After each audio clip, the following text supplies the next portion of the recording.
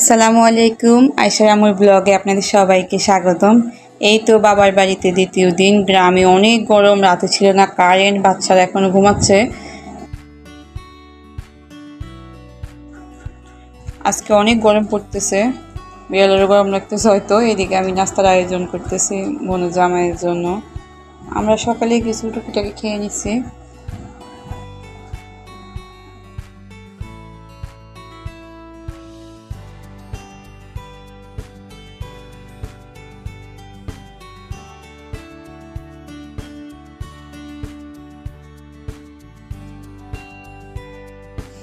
প্রথম দিন যাইতে চায় না, বলতেছে আমরা যাব না। আজকে বাচ্চারা গরমে অতিষ্ঠ হয়ে বলতেছে না আমরা বাসায় যাব, চলো আম্মু। বাচ্চারা দুইজনই সকালে উঠে আমার সাথে শুরু করছে, চলো আম্মু বাসায় যাবো। বিশেষ করে মেয়ে ওর নানুকে বলতেছে, নানু চলো আমরা বাসায় চলে যাই। গরম অনেক, ছোটো বাচ্চা তো। আজকে এমনিতে ওয়েদারটা অনেক গরম, আমরা নিজেরাই বুঝতেছি যে অনেক গরম লাগতেছে আজকে।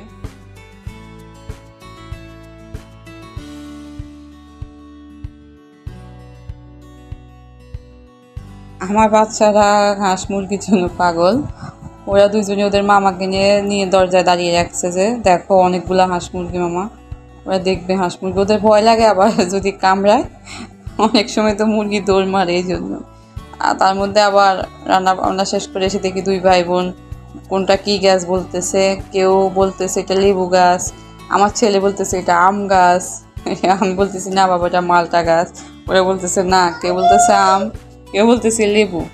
মেয়ে বলতেছে এদিকে আমার রিক্সা আসতেছে না কেন, আমরা বাসায় যাব কখন? আমার গরম লাগতেছে, চলো আমরা বাসায় যাই। আমার ভালো লাগতেছে না এখানে। বাচ্চাদের আসলে মুড কখন কি হয় বলা যায় না। এই তো একটু হালকা রান্না বান্না চলতেছে। আমার জেঠি আম্মা সব রান্না করছে, আমার সেজু জেঠি, উনি আজকে আমাদের জন্য সব আয়োজন করছে। আমরা খাওয়া দাওয়া শেষ করে আল্লাহর নাম নিয়ে রওনা দিছি বাসার উদ্দেশ্যে। গরম অনেক, এই জন্য থাকতে পারতেছে না। কারেন্টও আসে যায়। সারা রাত্রে এমনই পড়ছিল, কিন্তু গাড়িতে আসার পরে একটু শান্তি লাগতেছে, বাতাস লাগতেছিল। ইনশাআল্লাহ সঠিকভাবে বাসায় খুঁজতে পারলেই হয়। এটা হচ্ছে আমাদের মনোহরগঞ্জ মডেল মসজিদ বলে এটাকে।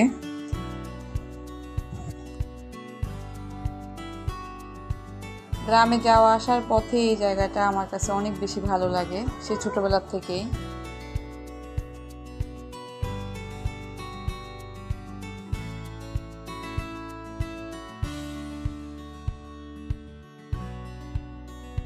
যাওয়ার পথে এই ছোট্ট বাড়িটা আমার অনেক ভালো লাগে, এই জন্য ভিডিও করে নিছি।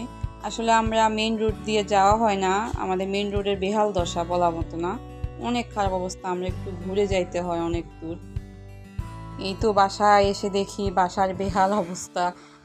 আমি যে ওই যে জানলা খুলে গেছি, ওইটা দিয়ে অনেক ধুলা বালি ভিতরে ঢুকছে। এই জন্যই মানে আসার পরে আগে ঘর পরিষ্কার করছি, ধুলা বালি পরে একদম অবস্থা খুবই খারাপ।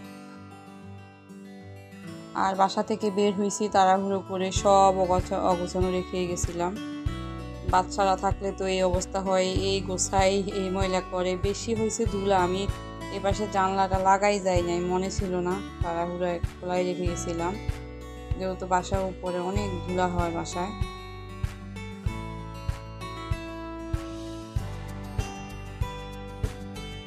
বিছানা পাতির অবস্থা খুবই খারাপ, বালি পড়ে একদম অবস্থা খারাপ হয়ে গেছে। আমি বিছানাগুলো ঝেড়ে নিছি সব।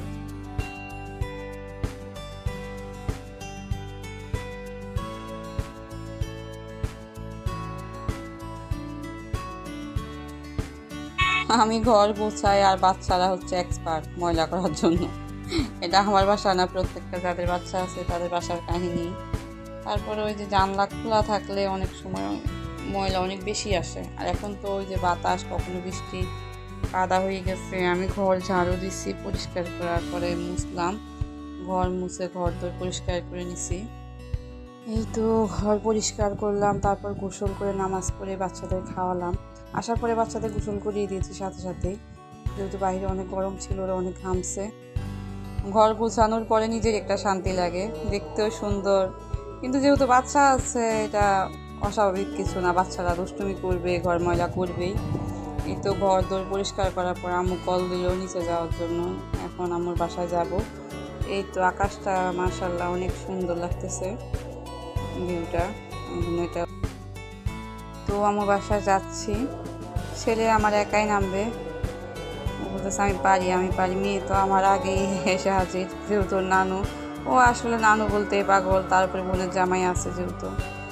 এই তো নাস্তার আয়োজন করলাম সুন্দর, জামাই আছে, ভাই আছে, বাচ্চারা খাবে, হালকা নাস্তার আয়োজন করছি, চা বানিয়েছি, নুডলস রান্না করেছি। এরপর বোন জামাই নিয়ে সবাই মিলে নাস্তা খেলাম। তারপরে তেমন কিছু আর রেকর্ড করা হয় নাই, যেটুকু পারছি করছি। যদি আপনাদের ভালো লাগে অবশ্যই আমার ভিডিও দেখবেন, সবাই দোয়া করবেন। আল্লাহ হাফেজ।